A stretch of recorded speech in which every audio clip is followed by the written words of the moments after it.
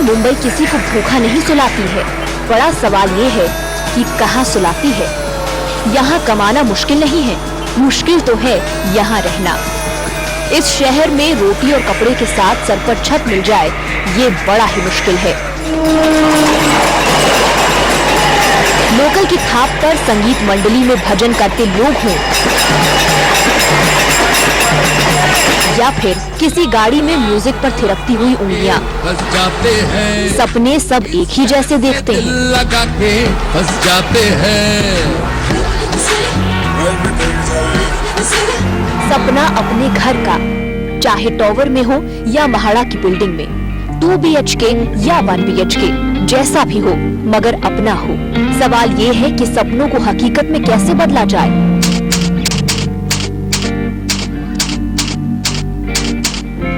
60% से ज्यादा मुंबईकर आज भी स्लम्स में ही जी रहे हैं।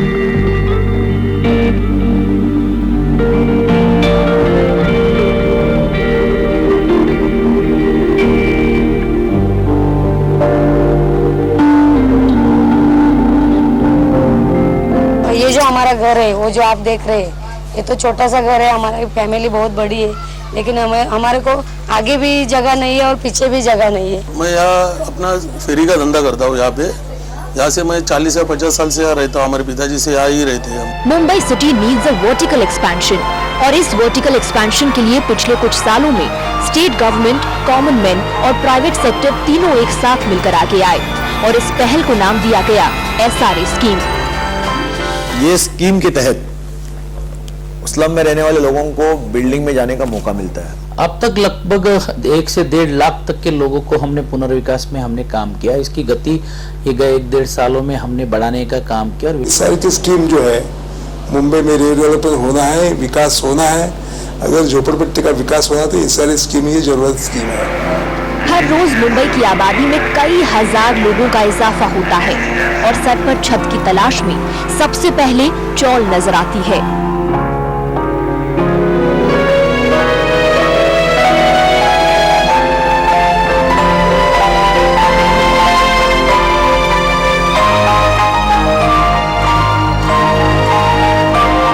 ये समस्या इतना भयानक रूप ले लेगी, इसका अंदाजा विशेषज्ञों ने कई साल पहले ही लगा लिया था।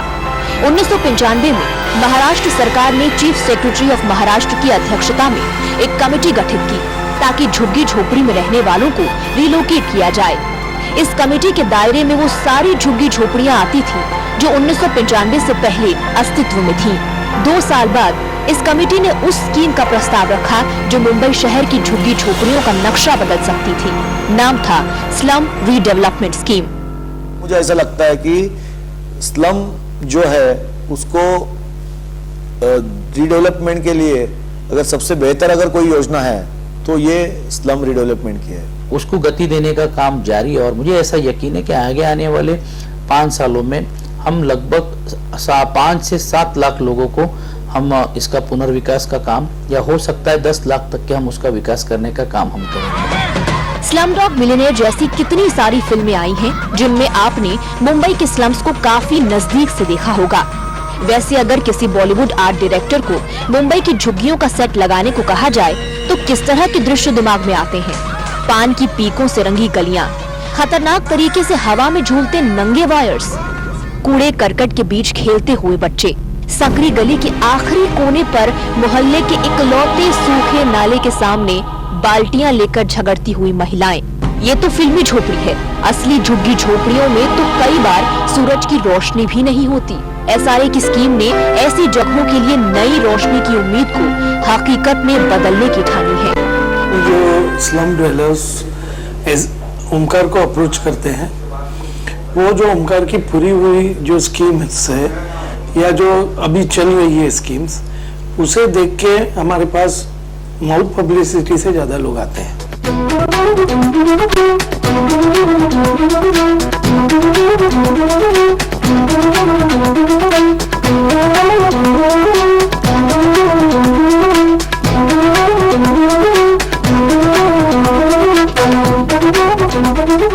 ओमकार बिल्डर ने ऐसा एरिया में हमको काम करके दिया है कि ये काम का हम लोग तो वाह करते ही है, लेकिन जो जो हमारे लगे सगे वाले फ्रेंड के यहाँ रोड से भी गुजरते हैं, वो भी पूछते हैं कि ये बिल्डिंग कौन से बिल्डर ने बनाया।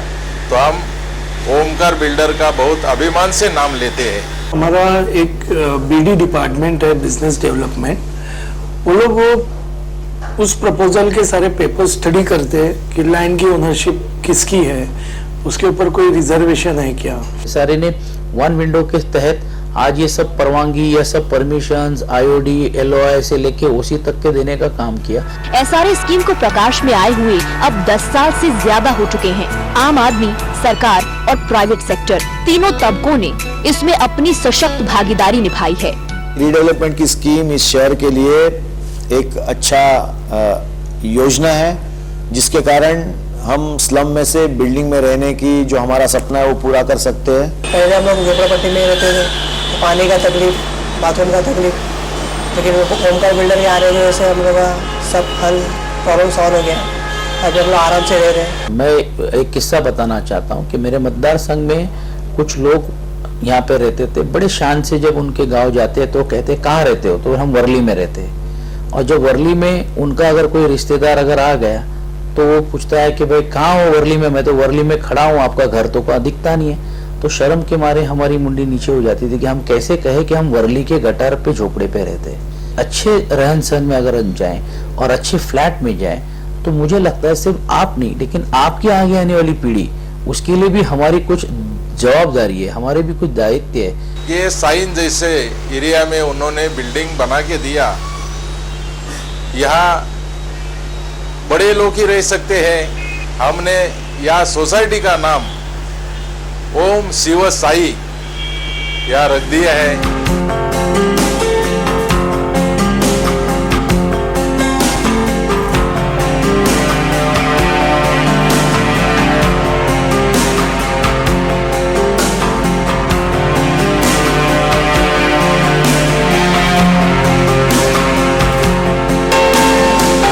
एसआरएस की गाड़ी 3 पहियों पर चलती है। झुग्गीवासी, सरकारी दफ्तर और बिल्डर, ये तीनों पहिए बराबर स्पीड से बढ़ें, इसकी जिम्मेदारी अक्सर बिल्डर के कंधों पर होती है।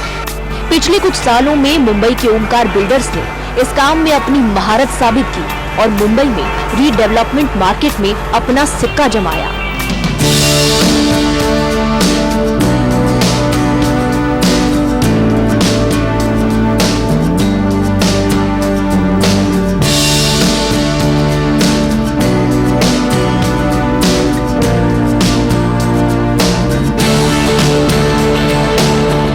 बिल्डिंग में आने के बाद बिल्डर ने इतनी सुविधा करके दी है, हम लोग को पानी की सुविधा और बाथरूम की भी सुविधा है। ओमकार ग्रुप का जो परफॉर्मेंस आज है एसआरए स्कीम्स के अंदर, उसमें लोगों को विश्वास है और जितने भी प्रोजेक्ट्स हमारे चालू है वहाँ पे कहीं भी हमें फंड्स की दिक्कत आती नहीं है। लोगों ने ये देखा है कि हम लोग समय पे बिल्डिंग बना के डिलीवर करते हैं, तो लोगों को वो टाइमली कंप्लीशन बहुत ज़्यादा जरूरी होता है। जो अच्छा काम कर रहे हैं और अच्छे घर देने का प्रयास लोगों के लिए कर रहे हैं, वो मुंबई के हित में है। ओकास बिल्डर का जो काम चला है, मेरे को जिधर जिधर बुलाया, एक बड़ा उसने प्रोजेक्ट किया मेरे मतदार संघ में, अम्बेडकर नगर दादर में, तो अच्छा प्रोजेक्ट किया है।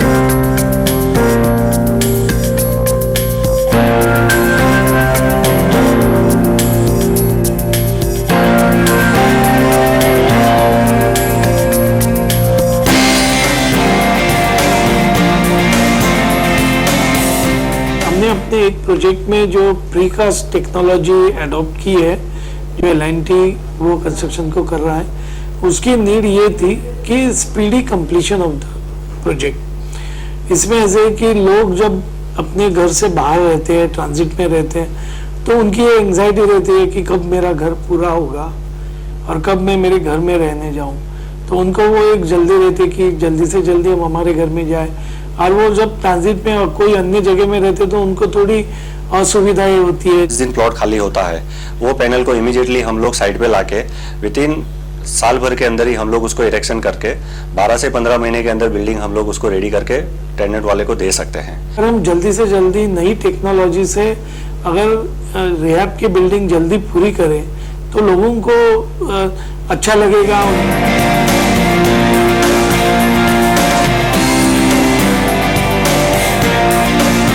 टेनेंट लोग सवाल करते हैं भाई ये अर्थक्वेक प्रूफ है कि नहीं, काफ़ी मेंटेनेंस के इश्यूज होते हैं, तो ये सबको हम कवर करने के लिए हम लोग अभी सभी बिल्डिंग्स हम लोग हमारी एल्यूमिनियम शटरिंग में कर रहे हैं जिसमें लीकेजेस का प्रॉब्लम नहीं होगा। Precast technology basically pre fabricated structure, इसमें जो मेंबर्स है, कॉलम, स्लैब, बीम्स, ये सब फैक्ट्री में बनाए जाते हैं और साइड पे ट्रेलर से लाके उसको टावर कैन से इरेक्ट किया जाता है। फिनिशिंग अच्छा है जनरल कंस्ट्रक्शन से और सर्विसेज के लिए भी अच्छा होता है।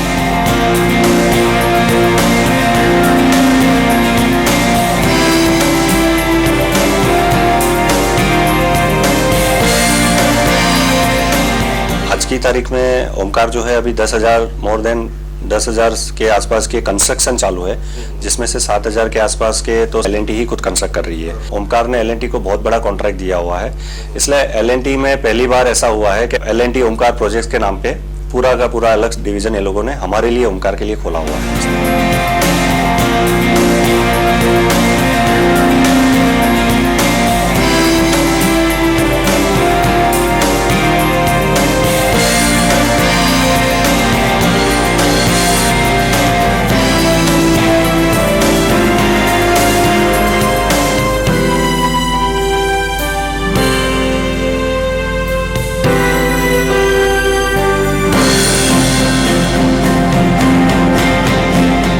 किसी भी एसआरए स्कीम की शुरुआत होती है ट्रस्ट बिल्डिंग एक्सरसाइज के साथ, मतलब झुग्गी वासियों का भरोसा जीतना।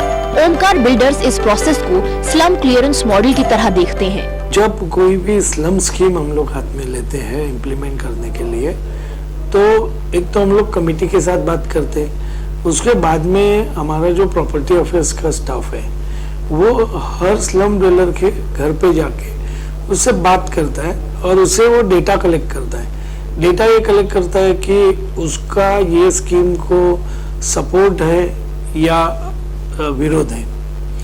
अगर विरोध है तो क्यों है, उसके दिल में ये स्कीम के बारे में क्या शक है। सरकार ने देखा एसआरएस का सपना, ओमकार बिल्डर जैसे सोशली रिस्पॉन्सिबल ग्रुप ने कदम आगे बढ़ाए और आज हजारों लोगों का अपने घर का सपना साकार हो गया। पहले का घर हमारा छोटा था, उधर ही हम लोग किचन करते थे, किचन हॉल सब ये एक ही छोटे घर में यूज़ करते थे और मोरे साहब भी हमारे घर में करके आते थे। तो अभी के घर में ये किचन अलग, बेडरूम अलग, हॉल है, तो इसलिए हमको अच्छा लगा। 2006 में कमेटी बना के मैंने अभी इधर एसआरए में दाखिल किया। उसके बाद अभी काम चालू है, तो कौशिक जी मोरे, ओमकार डेवलपर्स एंड रियल्टर्स, ये हमारा बिल्डर है। अभी जो काम चालू है, जो बिल्डिंग का काम चालू है, वो समाधानकारक है। इस घर में मतलब बाथरूम, किचन सब मतलब एक ही रूम में आता है, लेकिन हम लोग ने अभी देखा मतलब बहुत अच्छा लगा देख के, यानी कि सपने में जो सोचा था वो अब मतलब चालू जीवन में होने वाला है। जो ओमकार ने हम लोग को घर दिया है, बड़ा घर, तो बम्बई में जो हम लोग घर नहीं ले सकते थे, लेकिन वो हमारे जो सपना है वो सपना हम लोग का पूरा हुआ है। झुग्गी वासियों को एसआरएस के जरिए मेन स्ट्रीम में लाना आसान काम नहीं था। इलीगल जो एलिमेंट्स है उसके कारण कोई भी स्लम की स्कीम पूरी होने में किसी तरह की तकलीफ ना आती। इस नियम के अनुसार एसआरए के अधिकारियों ने उस तरह की कार्रवाई अगर वहां पर की, तो मुझे लगता है कि इनलीगल जो लोग स्लम में रहते हैं उनके लिए स्कीम पूरी करने के लिए वो किस तरह से दिक्कत न लाए। स्लम्स में जीना मतलब बिजली पानी से लेकर छोटी छोटी चीजों के लिए रोजाना एक बहुत बड़ी लड़ाई लड़नी पड़ती है।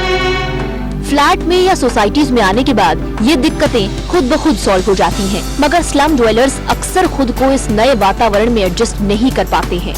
इसीलिए ओमकार बिल्डर्स की ओर से इन सोसाइटीज में अवेयरनेस सेमिनार्स भी ऑर्गेनाइज किए जाते हैं। स्लम ड्वेलर्स को एजुकेट करना बहुत ज़्यादा जरूरी है। सोसाइटी मैनेज करना फ्री में वो सर्विस देनी पड़ती है, तो कोई भी ऑफिस बेयरर्स आगे आते नहीं हैं। तो इतनी बड़ी सोसाइटी को मैनेज करना ये स्लम ड्वेलर्स के लिए बहुत आसान नहीं है। इसलिए हम लोग उनको एजुकेट करते हैं कि सोसाइटी हैंडओवर होने के बाद, वो जो टेनामेंट्स है वो हैंडओवर होने के बाद वो उसको कैसे कंट्रोल करे, लिफ्ट का मेंटेनेंस कैसे करे।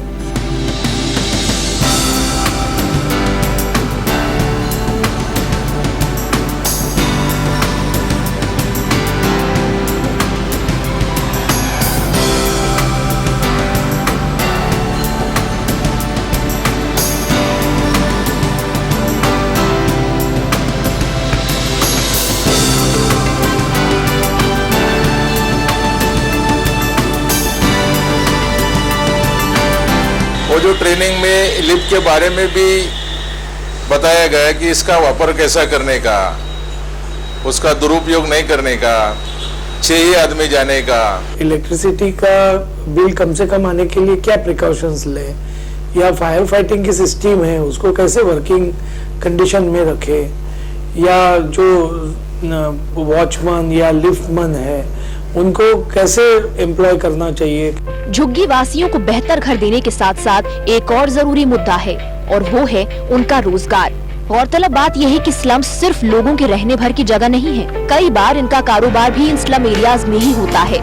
ये कारोबार कितना बड़ा है इसका अंदाजा सिर्फ इसी बात से लगाया जा सकता है कि धारावी जैसे स्लम्स में ही छोटी बड़ी यूनिट्स कुल मिलाकर 1 बिलियन से ज्यादा का कारोबार करती हैं। हट में जो कोई कमर्शियल एक्टिविटीज करते हैं या छोटी छोटी कोई स्मॉल स्केल इंडस्ट्रीज चलाते हैं, रेडीमेड गारमेंट की एक्टिविटी रहती है, प्रेस की, बाइंडिंग इंडस्ट्री, ऐसे छोटे मोटे जो इंडस्ट्रियल एक्टिविटीज जो हट्स में होती है, वो सेम एक्टिविटी वो लोग रिहैब बिल्डिंग में भी उनको वो शॉप मिल जाता है और उसमें वो सेम एक्टिविटी वो लोग कंटिन्यू कर सकते हैं।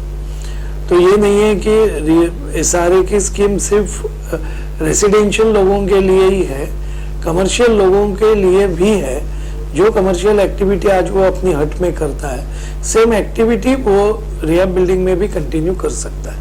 मुंबई शहर में जहाँ जहाँ अक्सर एसआरए होती है और वहाँ कमर्शियल काम चलता है, और जहाँ कमर्शियल चलता है उनको कमर्शियल काम के लिए जगह देनी चाहिए, ये एसआरए का नियम है।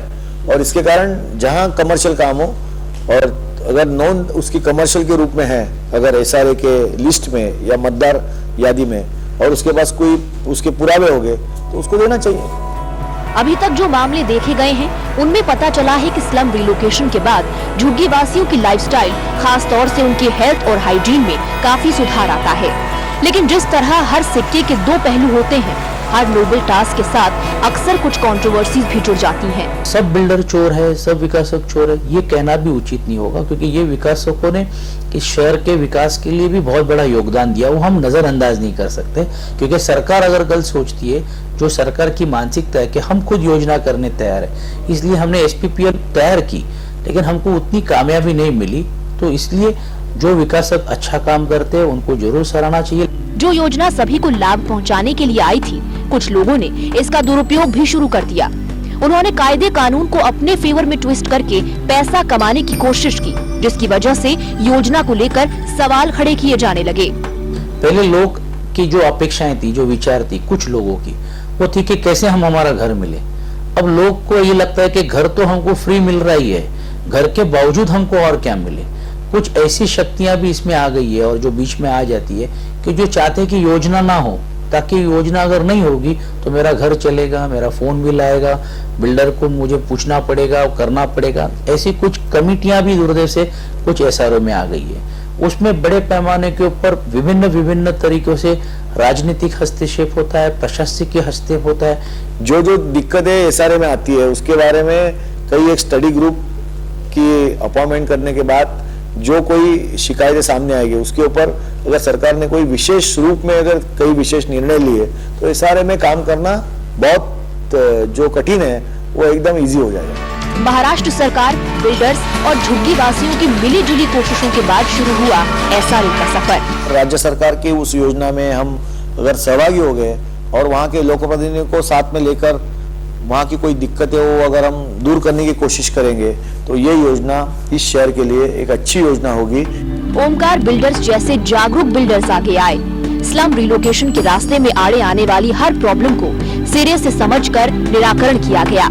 सबसे ज्यादा एसआरए में हमारे ही ओमकार के प्रपोजल्स है, इसलिए वो हमारे जो लोग हैं वो वेल कन्वर्सेंट है विद ऑल द प्रोसीजर्स, उनकी जो पॉलिसीज है। हमारा डॉक्यूमेंटेशन और प्रेजेंटेशन ऑफ प्रपोजल ऐसे होता है कि वो अप्रूव करने में भी आसानी हो जाती है।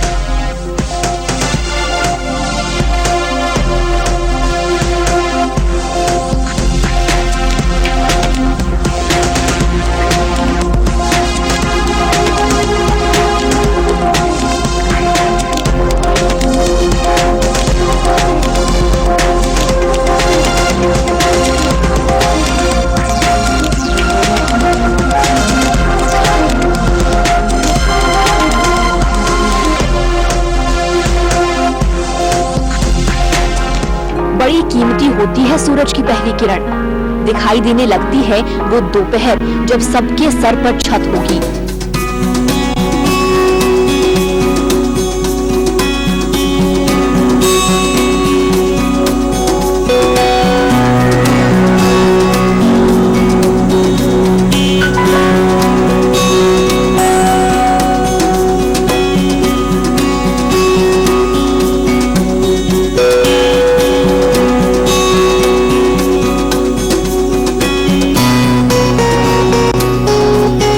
तबका जो बुनियादी सुविधाओं से दूर है, मेन स्ट्रीम से जुड़ जाएगा।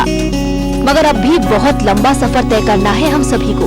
मैं ये चाहता हूँ कि रीडेवलपमेंट की स्कीम इस शहर के लिए एक अच्छा योजना है, जिसके कारण हम स्लम में से बिल्डिंग में रहने की जो हमारा सपना है वो पूरा कर सकते हैं। ये भारतीय संस्कृति ऐसी है कि घर में फली फूली जाती है। झोपड़पट्टी में रहेगी, बाद में गंदगी रहेगी, बाद में दंगा फसाद रहेगा, सब रहेगा। पूरे जग में ऐसी कौन सी योजना है जो सरकारी जमीनों के ऊपर आप आकर अपनी अतिक्रमण करने के बावजूद भी सरकार ने मान सम्मान देकर अपना अधिकार देने के तौर के ऊपर आपको पक्के मकान फ्री ऑफ कॉस्ट बना के देने की योजना मैंने समझता हूँ कि भारत के कोई राज्य में है या देश या जग के कोई राज्य में। इसमें आपको कोई भी रिस्क नहीं है। जैसे आपका घर छोड़ के जाते हैं तो आपके ट्रांजिट में रहने की व्यवस्था डेवलपर करते हैं, फिर आपके मकान बन जाने के बाद आपको उसकी फ्री ऑफ कॉस्ट आपको मिलती है। तो वो स्कीम को आप जान लेना चाहिए, उसको समझ लेना चाहिए और ज़्यादा से ज़्यादा लोगों ने ये स्कीम इम्प्लीमेंट कर लेना चाहिए। कई साल का वक्त लगा एसआरए नाम की इस पहली किरण के सामने आने में और इसमें भागीदारी रही है हमारी, आपकी और ओमकार रियल्टर्स जैसे सोशली रिस्पॉन्सिबल ग्रुप्स की। मुंबई के दिल में आज 1 करोड़ से ज्यादा लोग बसते हैं और इस बोझ से ये शहर चरमराए नहीं और यूं ही धड़कता रहे, इसके लिए जरूरी है एसआरएस जैसे लाइफ बूस्टर्स।